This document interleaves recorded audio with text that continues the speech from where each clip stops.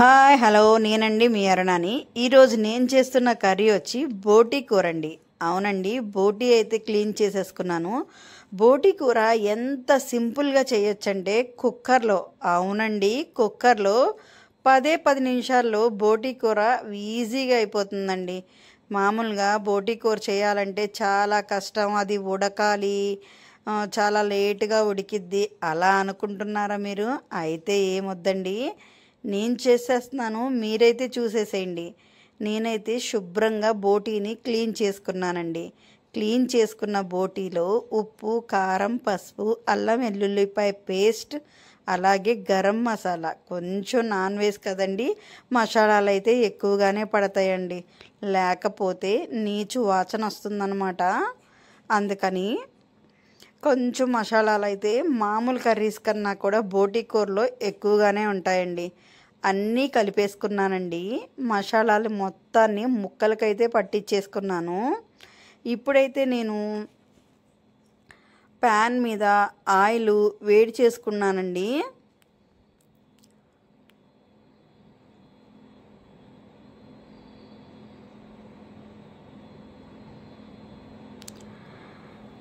Oil వీటెక్కగానే కుక్కర్లోనండి, sorry ప్యాన్లో కాదు, just అలవాటులో పొరపాటు.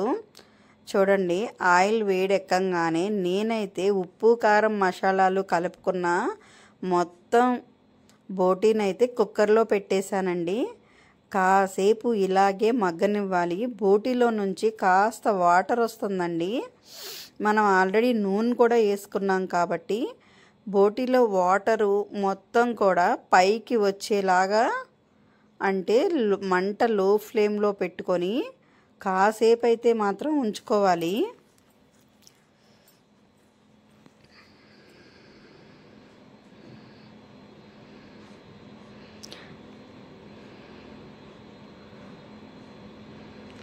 ఇలా కాసేపు ఉంచుకున్న తర్వాత ఎక్కువ వాటర్ పట్టవండి, చాలా అంటే చాలా కొంచెం వాటర్. చూడండి, ఆల్రెడీ కర్రీలో నుంచి వాటర్ వచ్చి నేను అంతా కలిసిన ఒక టీ గ్లాస్ కన్నా కొంచెం ఎక్కువ వాటర్ అయితే తీసుకున్నాను, అంతేనండి. ఇప్పుడైతే కుక్కర్ మూత పెట్టేసుకొని 3 విజిల్స్ రానిస్తే చాలండి. బోటీ కూర చాలా బాగా కుక్ అవుతుందన్నమాట. ఎంత బాగా కుక్ అవుతుందంటే చాలా మెత్తగా, మృదువుగా, టేస్టీగా అయితే మాత్రం రెడీ అయిపోతుంది. నేనైతే కుక్కర్ విజిల్ పెట్టేశాను. మరెందుకండి ఆలస్యం, కుక్కర్ విజిల్ చల్లారే లోపు అయిపోయిందండి.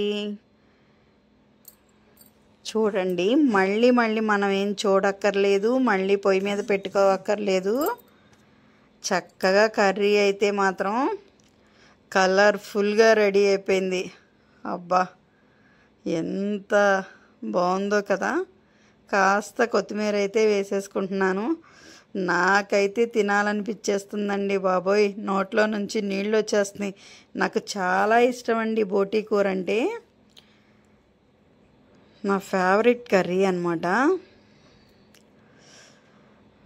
సూపర్గా ఉందండి, కాలిపోతుంది,